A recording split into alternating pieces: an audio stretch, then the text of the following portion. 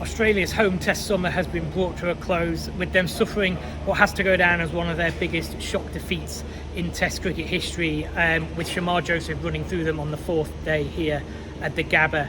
It caps a summer where they were looking to win 5-0 just a few days ago, having beaten Pakistan 3-0 and gone up 1-0 in Adelaide last week, but it hasn't quite worked out that way. So what can Australia take from this season? Well, undoubtedly they remain a very fine side. The margins here were narrow.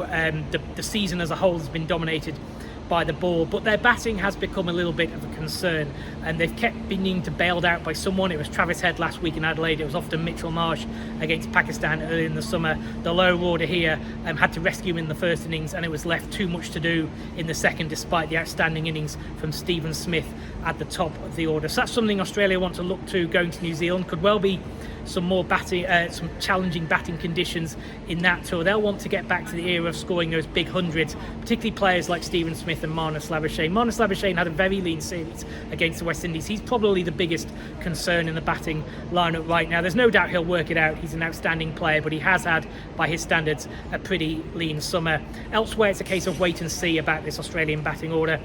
Stephen Smith has shown he'll no doubt be fine opening the batting. The New Zealand test matches will be a chance for the batting order to continue to settle in, because it's then a very long gap before India arrive in November for the marquee 5-match series that will define this cycle of test cricket for Australia, really.